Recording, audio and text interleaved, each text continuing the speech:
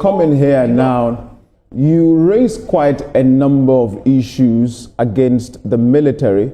And in fact, I think a few days ago, whilst this brouhaha of what happened with the minister was online, another video surfaced where two military officers were, beating up a civilian for very flimsy reasons, And so I understand what you're saying, and which is what we are also still grappling as a country to bring some level of civility within our uniform agencies.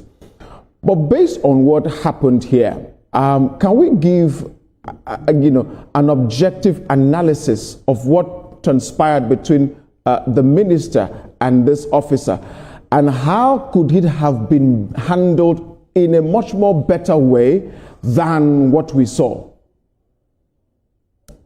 The only way it could have been handled in a much more better way was that when the members of the first FCT authority came to serve him his papers, he should duly accept that paper.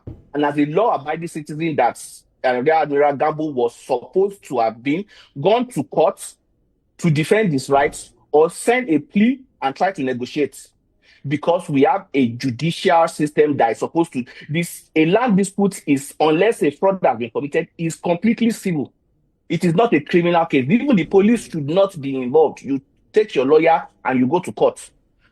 When the moment they refused to act that way, yes, WIKE, in my own estimation, probably felt he needed to take the extraordinary decision of going there to confront and bringing the camera, because he knows he will get the news and he will get Nigerians talking. So the fact that Nigerians, some who probably have developed some form of retrograde amnesia about the military rule in the 90s, maybe they are seeming so romantic about this guy who is standing there. And you know one thing? That was a complete Kalakuta show.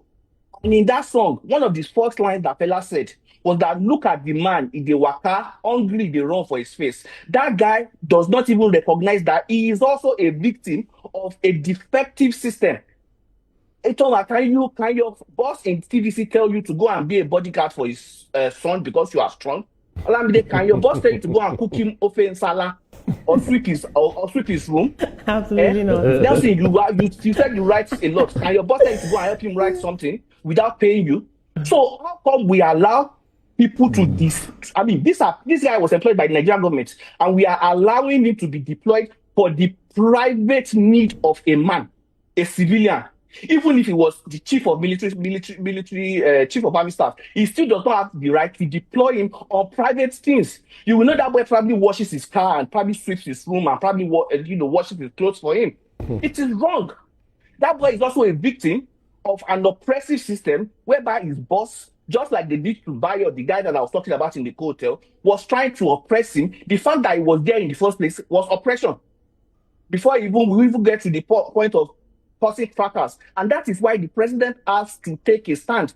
He is the commander-in-chief of the armed forces. He has to ensure that the military knows that the civilians are the ones in control of the military.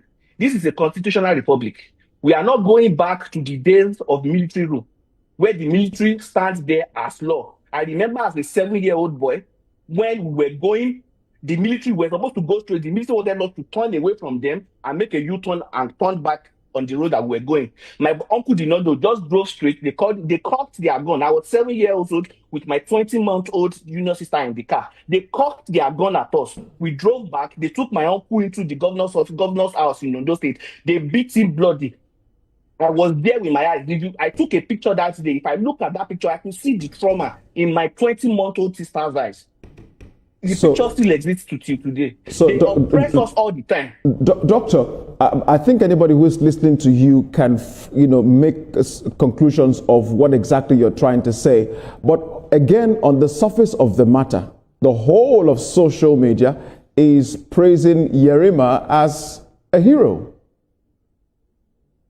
Yes, because they are Korishne Budele, which translates to useful idiots. They don't know. They are not thinking deep. They don't like WIKE, and they think, yes, because I don't like WIKE. I mean, you can see someone like Delevaro to me, who also probably lived through the military rule. He took a different stance on his whole social media post. Because these guys are going to do the same thing to you. They are going to, if they can do that to the minister, you can see what he was even telling to a policeman, that you are not supposed to be talking when I'm talking. They are not in the same cadre of what's it called, of authority. So why is he joining issues with him? You know, this is very serious. This is not something to joke about, because this is the military acting unruly. This is part of the reason why America will not sell us arms, because Nigerian military does stuff like this.